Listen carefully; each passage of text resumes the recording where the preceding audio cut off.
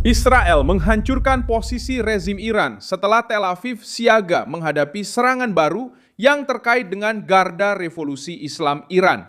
Pada dini hari yang memanaskan Timur Tengah pada hari Senin 8 Juni 2026.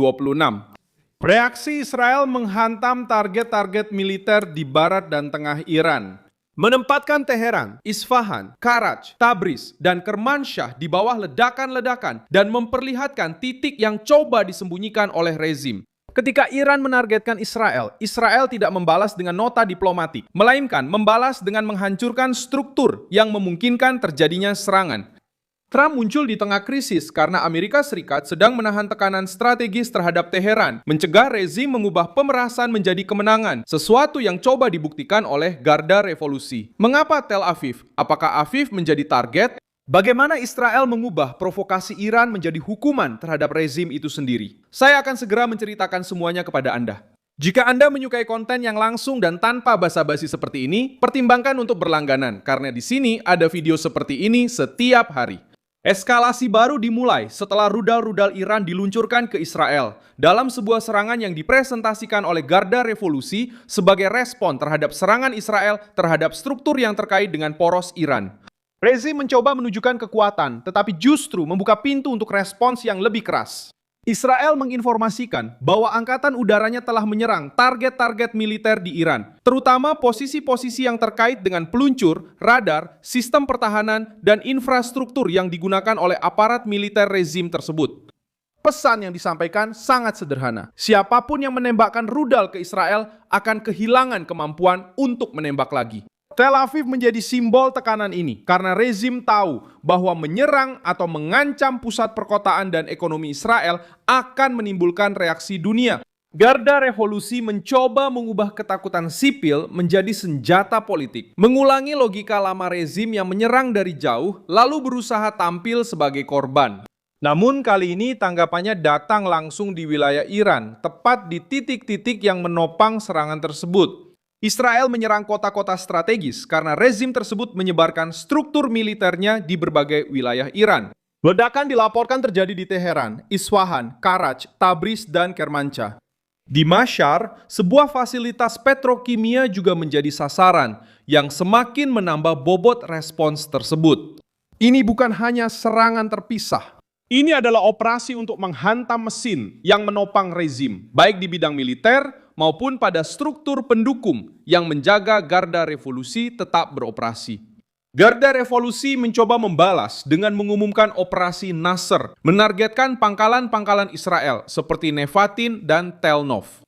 Namanya dijual sebagai kemenangan, tetapi hasilnya menunjukkan perbedaan antara propaganda dan kemampuan nyata. Sebagian dari tembakan berhasil dicegat, sebagian jatuh di area terbuka, dan Israel tetap memegang inisiatif. Trump masuk ke dalam krisis ini sebagai faktor politik yang paling ditakuti oleh Iran.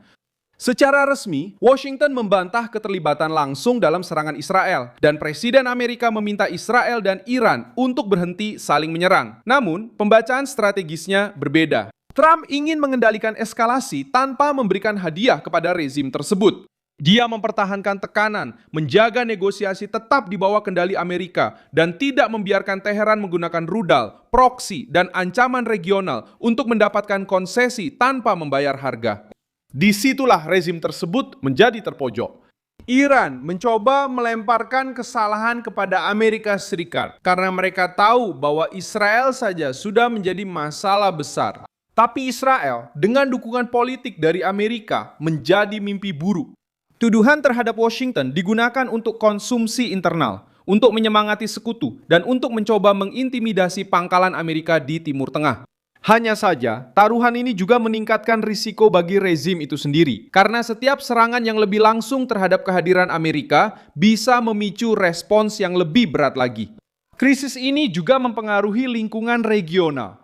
Arab Saudi membunyikan sirene di wilayah Al-Karj, tempat pangkalan udara Pangeran Sultan berada. Sementara otoritas setempat meminta penduduk untuk mencari perlindungan sampai bahaya berlalu. Yordania juga muncul di peta intersepsi dan puing-puing, karena rudal yang diluncurkan dari Iran melewati jalur-jalur sensitif sebelum mencoba mencapai Israel. Ini menunjukkan bahwa Garda Revolusi tidak hanya mengancam Israel, Mereka menyebarkan risiko ke seluruh wilayah. Houthi dari Jerman juga ikut memberikan tekanan, meluncurkan rudal ke Israel, dan mengancam pelayaran yang terkait dengan Israel di Laut Merah. Gerakan ini bukanlah kejutan. Iran menggunakan kelompok-kelompok sekutu untuk memperbanyak titik-titik ketegangan dan berusaha terlihat lebih besar dari yang sebenarnya. Ketika serangan langsung gagal atau terlalu mahal, rezim tersebut mengerahkan proksi-proksinya di luar negeri untuk menjaga kegaduhan tetap berlangsung. Israel tahu hal itu dan menangani masalah ini sebagai sebuah jaringan, bukan sebagai peristiwa yang terpisah. Hizbullah juga muncul di latar belakang dari eskalasi ini. Israel sudah menyerang struktur kelompok tersebut di Lebanon, sementara Teheran mencoba mengubah tekanan terhadap sekutunya menjadi alasan untuk menembak ke arah Israel. Logika Iran jelas, ketika salah satu lengan poros diserang, yang lain mencoba membalas. Tapi mekanisme ini semakin mahal. Setiap putaran mengungkapkan gudang, peluncur, radar, pusat komando, dan jalur yang sebelumnya berusaha disembunyikan oleh rezim. Faktor paling berbahaya bagi Teheran adalah bahwa Israel tidak perlu menduduki Iran untuk melemahkan rezim tersebut. Cukup dengan menyerang titik-titik tertentu, menghancurkan kemampuan militer, dan membiarkan Garda Revolusi menghabiskan misil-misil mahal untuk serangan balasan yang hasilnya minim.